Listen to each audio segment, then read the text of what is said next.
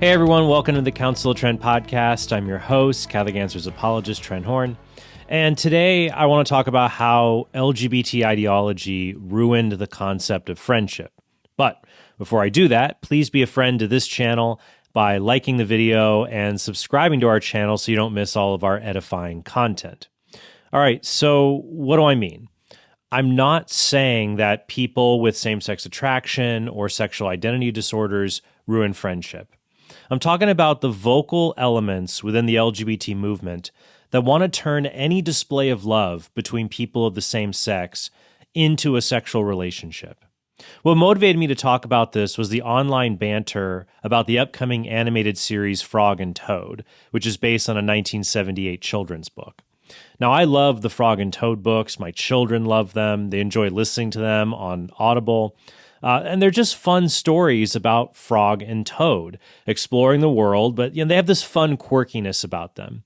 They have stories about not trying to eat cookies, and so to avoid temptation, they just give the cookies to the birds. Or Frog and Toad rake each other's yards to surprise one another, but when they wake up, the wind messed up both their yards anyways. And they're just these cute stories about the value of friendship and helping each other. Except the internet wants everything to be gay, and Frog and Toad are gay is a trending topic. An article in the Daily Beast says, Frog and Toad are still gay in Apple's new kids show if you want them to be. It says the following. Though Frog and Toad are simply called friends in the series and in the books, Arnold Lobel, the author, came out to his family as gay in 1974 after the books had been published. In a 2016 interview with The New Yorker, Adrian Lobel called the books the beginning of him coming out. Over the years, Frog and Toad have become gay icons. And it's not just Frog and Toad. People have done this to Bert and Ernie from Sesame Street and Stephen Bucky and Captain America. But I want to be clear, I'm not having a freak out because I can't handle a fictional character identifying as gay. It's about something more foundational. Sex is for the expression of marital love, and marital love is the unique bodily union that only exists between a man and a woman. It's the only love from which a new person to love comes forth. Now, in ancient Greek, there were different words that meant love, like agape, which is sacrificial love, or philios, which is the love of friendship, or eros, romantic love. But in the modern world, everything gets mashed into one word, love. Like when people say, love is love, whatever that means. For example, Wesley Hill writes the following in his book, Spiritual Friendship, Finding Love in the Church as a Celibate Gay Christian. The British theologian Elizabeth Stewart, for example, has suggested that a great many lesbian and gay people understand their committed sexual relationships not in terms of marriage or of living together like unmarried heterosexual couples, but in terms of friendship. Drawing on the insights of queer theory and mindful of the problems attending a simple transfer of heterosexual norms and expectations to gay relationships, Stewart and others look to friendship, with its voluntary, non-hierarchical bonds of affection, as a potentially fruitful model for understanding the significance of erotic same-sex partnerships. The result may be, as sociologist Peter Nardi has expressed it, that gay and lesbian people have elevated friendship to an importance perhaps not matched by any other group. And friendship, in this view, comes to entail sexual expression. Hill tries to argue as a celibate, self-identified gay Christian that non-sexual friendship should be what LGBT persons strive for as an expression of their gay identity. But if sexual attraction is always a part of your identity, then you can't just be friends with each other for the same reason men and women can't just be friends. There's always a sexual tension that prevents someone from being vulnerable and honest with the other person. One reason that incest is wrong, among other reasons, is that God created familial relationships so that there would be no moral possibility of sex. That's why we rightly call it an abusive situation if a young woman legitimately wonders if her father wants to have sex with her. But it's not an abusive situation if she simply wonders the same thing about a male coworker. If you never had a safe space to be honest with a person and not worry about whether they want to have sex with you, you'd go insane.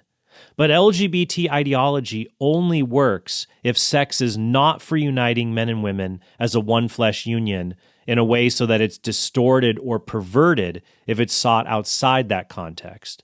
For example, the stomach is for digesting food. So if we choose to throw up food simply because we don't want the calories, we pervert the digestive process. In that case, the physical makeup of our bodies tells us what is and isn't rightly ordered. But if we completely reject the idea that our physical bodies are one sign that tell us when sex is and isn't appropriate with someone else, then we have to let something else tell us what is appropriate, like emotional commitment. But while physical sexual compatibility is something you only find in opposite sex relationships, and so if you don't want to worry about that, you can pursue a same-sex friendship, emotional commitment is something in all friendships. But if emotional commitment is the primary guide to let us know when sex is appropriate, then suddenly sex is now on the table for nearly all of our relationships, and there's few ways to avoid that tension. If sex is just a way to show that you have the deepest level of intimacy with someone in general, then it becomes almost impossible to find deep, non-sexual levels of intimacy with another person. There's always the nagging question of whether sexual behavior should accompany this intense emotional intimacy. Instead of sex being reserved as the most complete expression of one type of love, eros between a man and a woman that culminates in a one-flesh union, sex becomes just the deepest expression of a much more generic love, the love of friendship. But then friendship loses the lack of sexual tension that makes it comfortable in the first place. You can see this collapsing of friendship and romance in scripture studies, like LGBT revisionist theologians who say Jonathan and David had a gay relationship in the Old Testament. That was a thesis pioneered in Tom Horner's 1978 book, Jonathan Loved David, and then adopted by the revisionist scholar John Boswell. So first, a biblical recap. After David defeated Goliath, he established a strong friendship with Jonathan, the son of King Saul. David is placed as a leader over Israel's army, but King Saul is jealous of the people's love of David. The first book of Samuel puts it this way. When David returned from slaying the Philistine, the women came out of all the cities of Israel, singing and dancing to meet King Saul with timbrels, with songs of joy, and with instruments of music. And the women sang to one another as they made merry. Saul has slain his thousands, and David his 10,000s. And Saul was very angry, and this saying displeased him.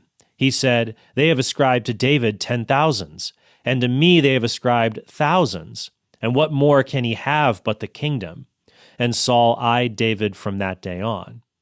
Now, fortunately, Jonathan warned David about his father's plans to kill him, because Jonathan and David had already formed a covenant with each other, but not a marriage covenant. Here's the beginning of 1 Samuel 18. When he had finished speaking to Saul, the soul of Jonathan was knit to the soul of David. And Jonathan loved him as his own soul. And Saul took him that day, and would not let him return to his father's house. Then Jonathan made a covenant with David, because he loved him as his own soul. And Jonathan stripped himself of the robe that was upon him, and gave it to David, and his armor, and even his sword, and his bow, and his girdle. And David went out and was successful wherever Saul sent him, so that Saul set him over the men of war.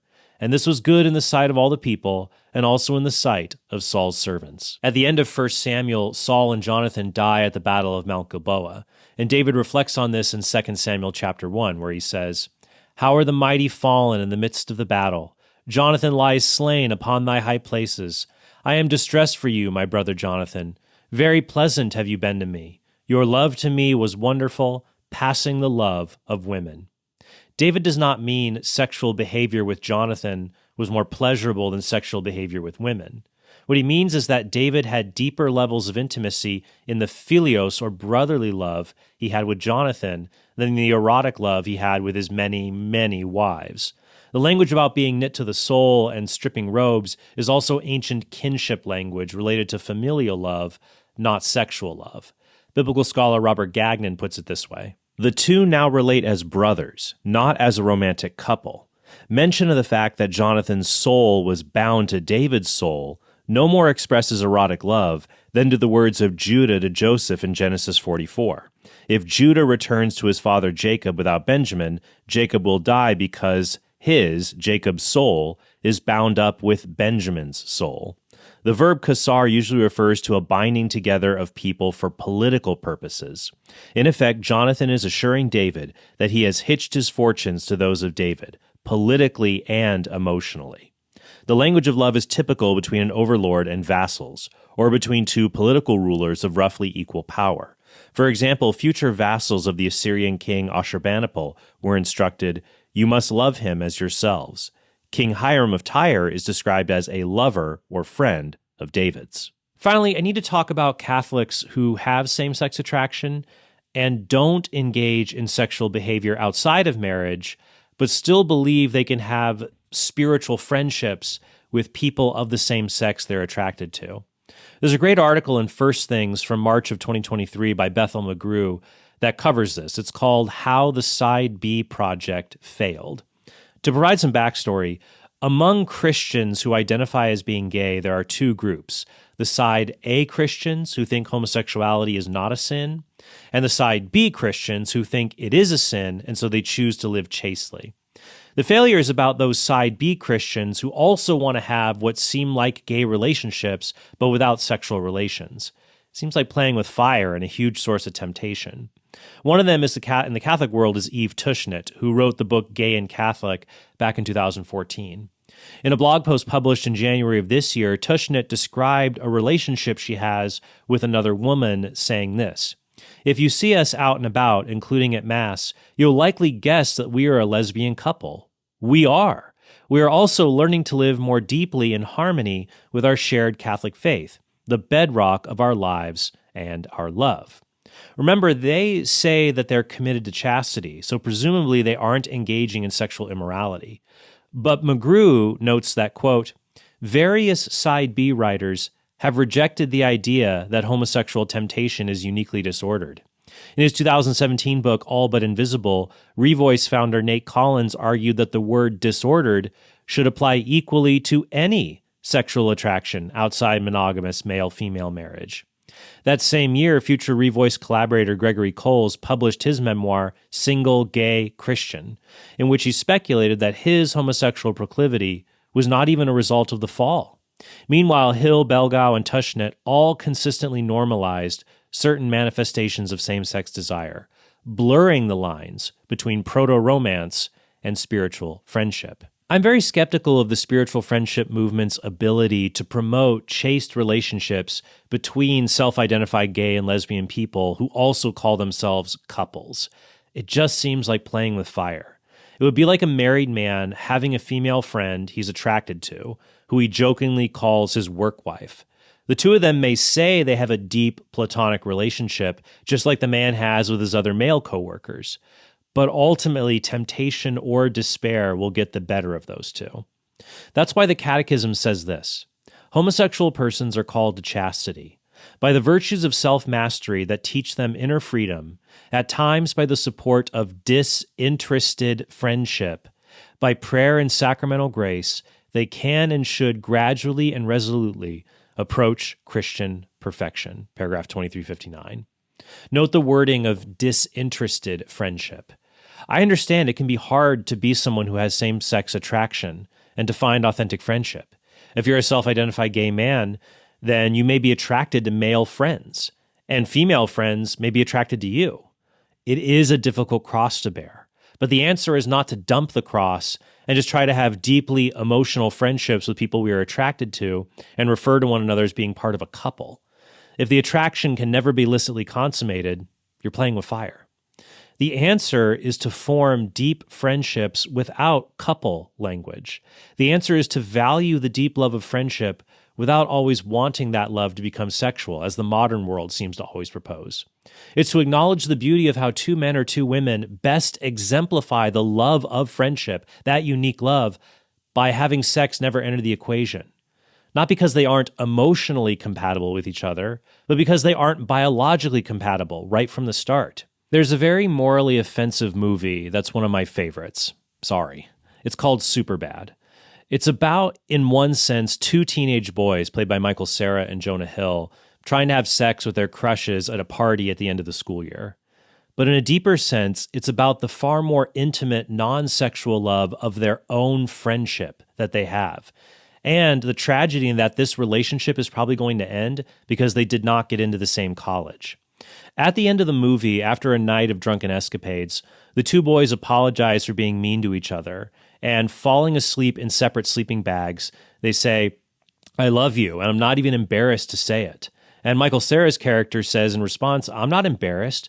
Why don't we say that every day? Why don't we say it more often?" And what makes the scene so sweet is that the whole movie has been about trying to get sex or get alcohol so girls will be more likely to have sex. But here there's just emotional commitment, deep intimacy without sexual tension. But if LGBT ideology says that emotional commitment just is the foundation of sexual commitment, then the specter of sex always hangs over what should just be the unique good of disinterested friendship. So I hope this all was helpful to you guys. And yeah, I just hope that you have a very blessed day. Hey, thanks for watching this video. If you want to help us produce more great content like this, be sure to click subscribe and go to TrentHornPodcast.com to become a premium subscriber. You'll help us create more videos like this and get access to bonus content and sneak peeks of our upcoming projects.